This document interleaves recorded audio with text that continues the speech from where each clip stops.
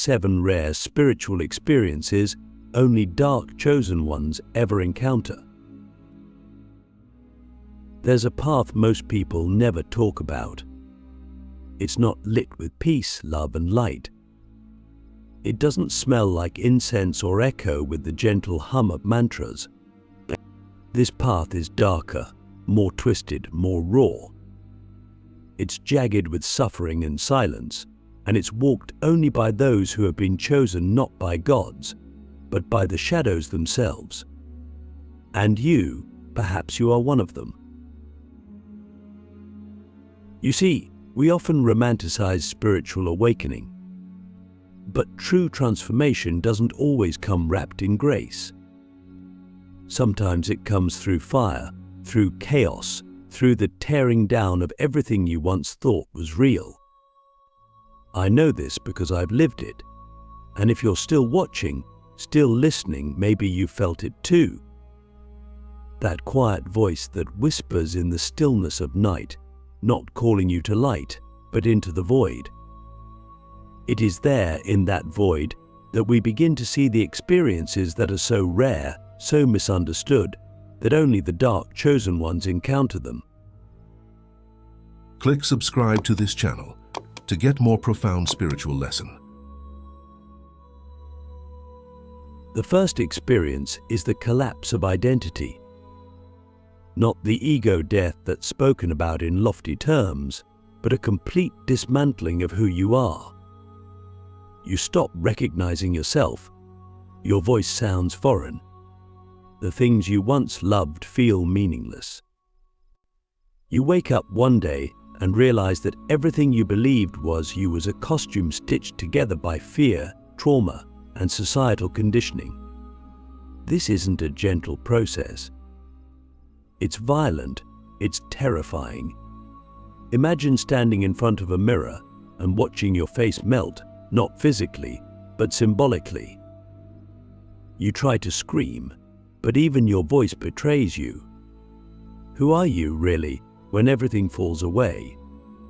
Can you live without a name, a story, a past? That's the question the dark path forces you to ask. The second rare experience is the silence of the divine. Most seekers expect that when they are spiritually devoted, the universe responds. But for the dark chosen ones, there comes a time when all spiritual signals go dead. No signs, no synchronicities, no answers. You pray and nothing echoes back. You meditate and find only emptiness. It's not punishment, it's preparation. It's the divine going silent so that you are forced to listen to something deeper, the soundless truth that only exists within. This is the loneliness no one talks about, and the spiritual orphaning. And when it happens, there's no one to save you. Not your guru, not your crystals, not your affirmations. Only you. Have you ever felt that silence? That deafening absence of hope? If you have, you're not crazy. You're not broken. You're being forged, because only in the void can the soul speak its first real words. Then comes the third, the encounter with the Watcher. But this is something few have words for, and even fewer dare to discuss. It's the moment you realize you are being watched, not by people, not even by spirits in the way you might think, but by something ancient, something immense. It doesn't speak. It doesn't move. It just observes. You feel it when you're alone in the dark, when your thoughts grow quiet. It peers into your being, not with judgment, but with a kind of cosmic curiosity. And when you feel it, truly feel it, your entire nervous system shifts. You may feel cold, or a strange static pressure in the air, or an overwhelming sense that reality is thinner than you believed. Some call it the higher self. Some call it a guardian. I call it the Watcher. And once you've met its gaze, you're never the same. because now you know you are not alone in your becoming, but you are also not being coddled. You are being tested. Will you hold your ground when the universe looks back at you? And then the spiral deepens. The fourth rare experience is the inversion of light. This is where every spiritual teaching you've learned is flipped on its head.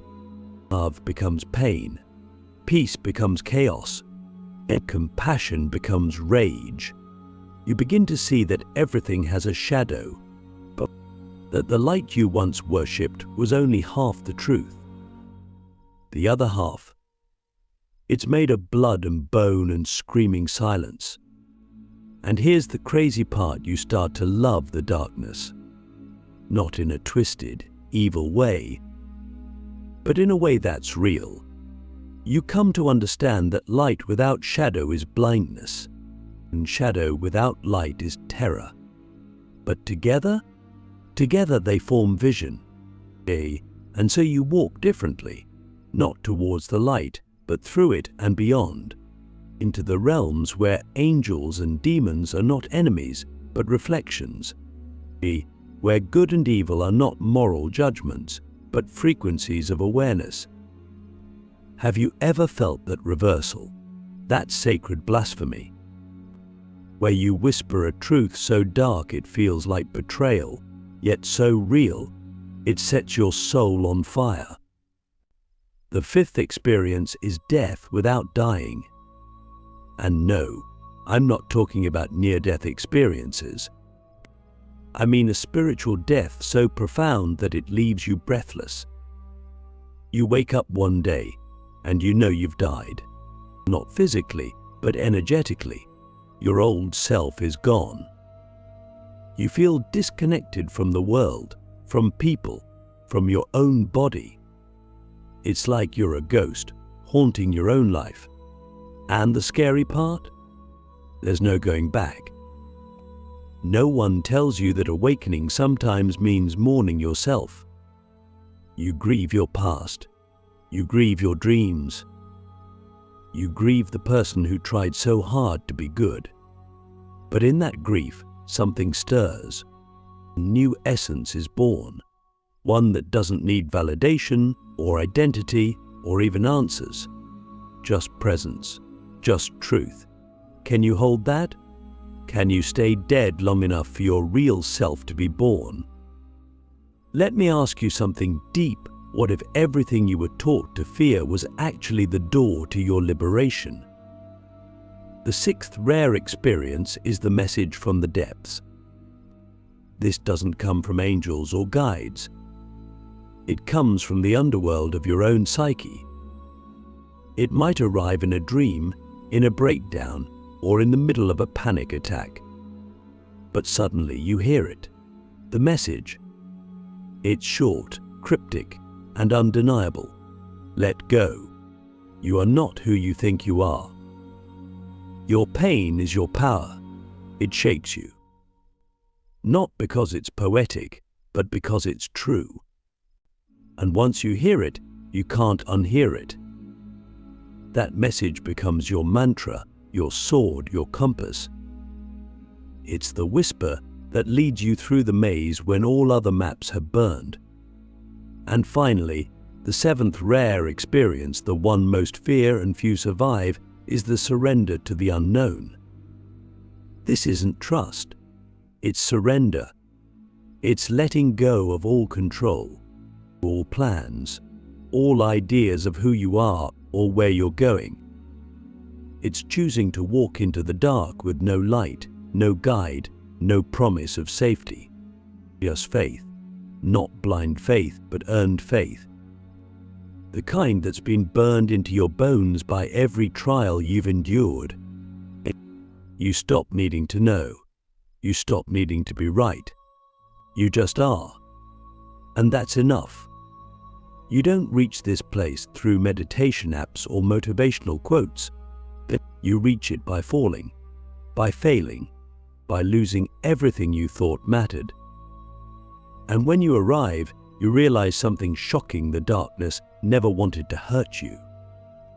It wanted to free you, So I ask you now, with all the silence of the divine pressing on your chest, are you willing to lose who you are in order to become who you were meant to be?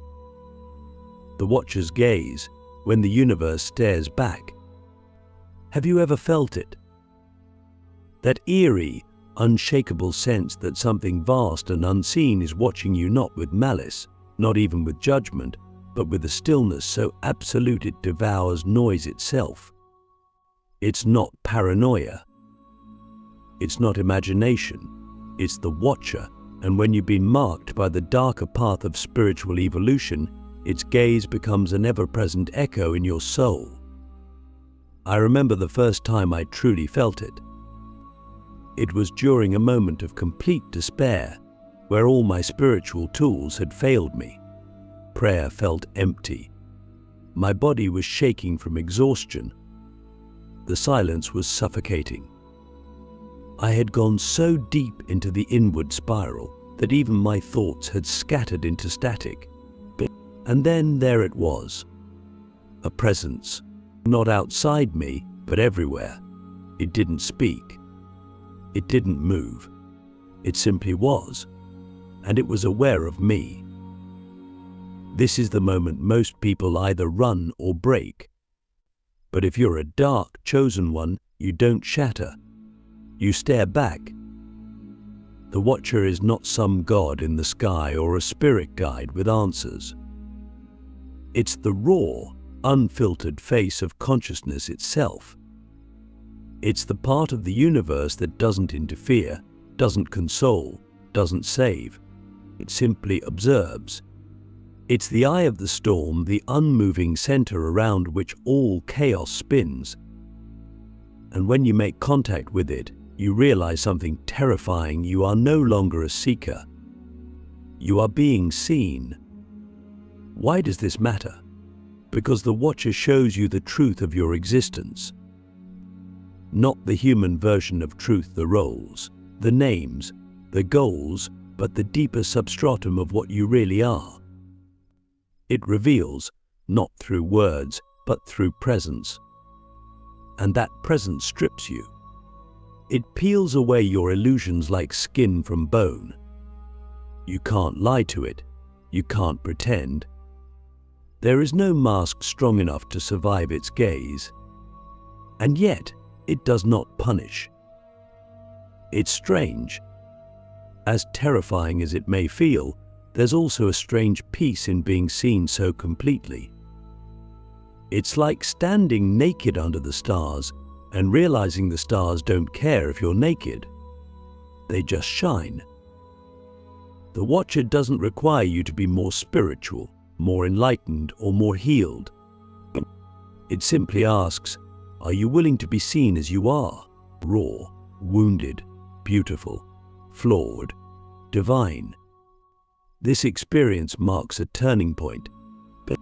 Because once you've been seen by the watcher, you change. You stop seeking approval from the world. You stop performing your spirituality. You stop needing to be understood. Because deep down, you know you've already been understood by something far greater than human comprehension. But the watcher's gaze does more than just observe. It activates something ancient in you, a remembering, a subtle but powerful awakening of awareness so deep it feels almost non-human. You begin to see with its eyes, think with its mind. You watch your own thoughts pass like clouds. You feel your emotions rise and fall without attaching to them. You begin to exist in a dual state, both as the person living the story and the consciousness watching it unfold. This is the birth of spiritual sovereignty. You are no longer a puppet of your emotions, your past, or your programming. You become the observer, the seer, and in that position you reclaim a power that no one can take from you. The power to witness without reaction, and to see truth even when it hurts, to remain still even when the world burns around you. And yet, this awareness comes with a price. because now you can never go back. You can never pretend again. You can never unsee the illusion. And this can be isolating, painful. You might lose people. You might lose your mind for a while. You might even question whether this path is worth it. But let me ask you, would you rather live in a lie that comforts you, or a truth that breaks you open and sets you free? This is the paradox of the watcher. Its gaze liberates you by confronting you with everything you've denied. It shows you that your pain was sacred. Your failures were initiations. Your darkness was never your enemy, it was your path. And maybe that's the real meaning of being chosen. Not chosen to be better, not chosen to be special, but chosen to see. To witness the world not through the lens of what you want, but through the lens of what is. And that kind of sight changes everything. So when the watcher returns, and you won't tremble, you won't run, you'll meet its gaze with your own. And in that moment you'll realize something profound. You were never alone. You were never broken. You were never lost. You were simply waiting to be seen. The sacred madness, when your mind becomes the battlefield. There comes a moment on the dark spiritual path when the battle is no longer outside. It's not with society, not with your past, not even with the people who've hurt you. It becomes something much more intimate, much more dangerous. It becomes a war within your own mind. This is the sacred madness, and it's one of the rarest, most brutal, and strangely, most holy experiences a dark chosen one can ever encounter. You see, most teachings tell you that the mind is your tool, that you simply need to quiet it, tame it, train it like a wild animal. But what happens when the mind becomes a mirror, and that mirror begins to fracture? What happens when you start to see every thought not as yours, but as something alien, something intrusive, chaotic, and even malevolent? That's when the battlefield reveals itself, and you are both the warrior and the war. I remember this phase vividly. It started slowly, just moments of disorientation, forgetting why I entered a room, or staring into the mirror and feeling like a stranger was looking back. Then came the spirals. All thoughts looping endlessly. Why am I like this? What's real? Am I going insane? And the more I tried to stop them, the louder they got. Like a chorus of voices rising in a theater with no exits. But that's when I realized this wasn't just anxiety. This was initiation. Because the mind, when you walk the dark path, doesn't just resist your spiritual growth, it rebels against it. It has been programmed for survival, not transformation. And when your soul begins to stretch beyond the limits of what the mind understands, it panics. It lashes out. It creates illusions, fears, hallucinations. It floods you with distorted perceptions, makes you doubt your own intuition. But you begin to feel like you're losing touch with reality. But here's the deeper truth. You're not losing reality, you're shedding an illusion. This is sacred madness. It's sacred because it tears down the false self. It's madness because it doesn't follow logic. And yet, within this chaos, there is a hidden intelligence, a deeper order. You just have to know how to listen. First, never fight the madness. Fighting it only makes it stronger. The more you resist, the more it thrives. Instead, you must witness it. Observe your thoughts like a storm. Let them rage. Let them scream. But don't become them. This is where the strength of the watcher within you becomes essential. You must anchor yourself in that silent space, that is untouched by thought. B. That space is your sanctuary. Second, question everything, but not from fear, from curiosity. Ask, whose voice is this? Is this thought mine or inherited? What belief am I unconsciously serving? You'll find that most of your mental torment isn't even yours. It's ancestral, cultural, generational. The sacred madness reveals the architecture of your mind so you can choose which walls to keep and which to burn. Third, embrace the archetypes that emerge. During this phase, many dark chosen ones encounter strange symbols, voices, or even inner personalities. Some feel like demons. Some feel like lost souls. Some feel divine. These are not hallucinations in the clinical sense. They are psychic fragments, parts of you that have been exiled, repressed, or denied. The sacred madness is the soul's attempt to bring them home. You are not broken, you are fragmented. And now is the time to gather every piece of yourself. But let's be honest, this is not pleasant. It's terrifying. You might cry for no reason, hear whispers in your sleep, see patterns in everything. You might feel like you're unraveling, and you are. Because the madness isn't here to destroy you. It's here to reveal you, the real you, the you that exists beyond thought, beyond reason, beyond sanity. Because let's be real, what the world calls sanity is often just conformity in disguise. So here's the question I want to ask you. Are you willing to go mad to find your truth? Because if you are, then something miraculous begins to happen. Slowly, the fog lifts. The voices quiet. The thoughts become clearer, not because you silenced them, but because you understood them. You listened. You integrated. And now, your mind is no longer a battlefield. It becomes a temple, a sacred space where thought and silence coexist, where madness becomes medicine. And when you reach that point, you gain something priceless, mental sovereignty. You don't just think, you choose your thoughts. You don't just react, you respond. You become the master of your mind, not its servant. And that power?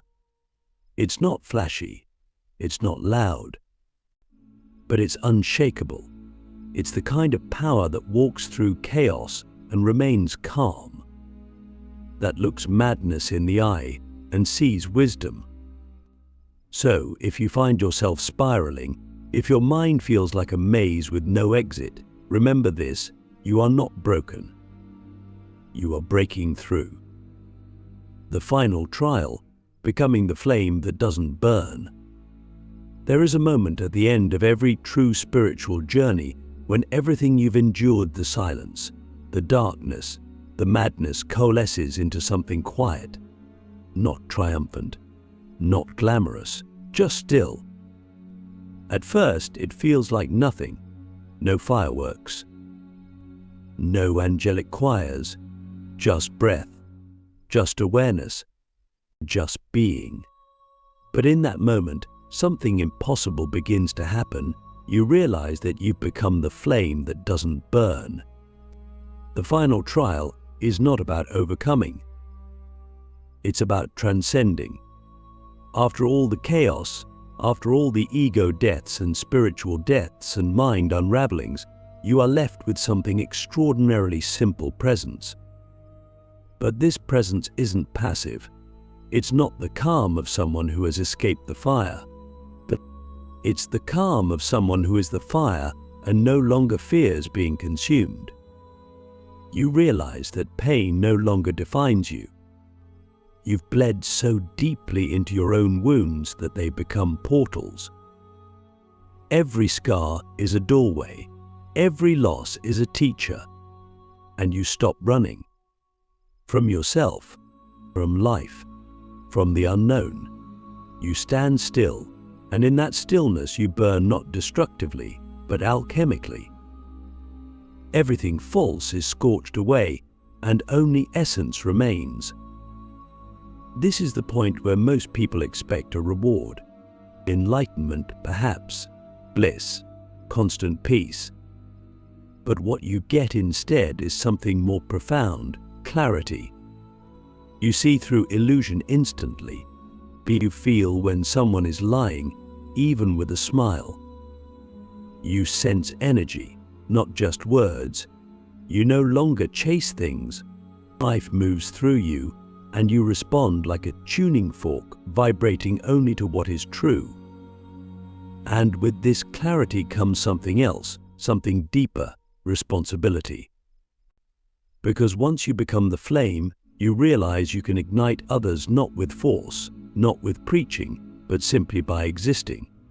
Your presence becomes a mirror, and people either awaken or flee. You don't need to save them.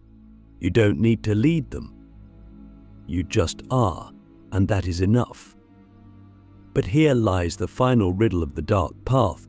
Can you walk through the world without needing it to understand you? Because it won't. Not fully. You'll carry a depth that doesn't translate. People might sense it, might respect it, might even fear it, but they won't always get it. And that's okay, because your journey wasn't about validation. It was about becoming. And now that you have, you must walk with humility. Not as someone who knows more, but as someone who knows themselves. So what's left? What's after all of this? You live, but not like before. You listen more, speak less, move slower, laugh deeper. You cry without shame. You love without armor. You create from a place that isn't performance, but purpose. You become a living paradox, soft but unbreakable, grounded yet free, unknown yet unforgettable. And maybe that's the greatest gift of the dark chosen ones, not that we are better, not that we are more powerful, but that we remembered. We remembered who we were before the world told us who to be. And in remembering, we returned not to the light, but to the source that holds both light and dark in perfect balance. So I ask you one last question, one that only you can answer. Now that you've become the flame, what will you light?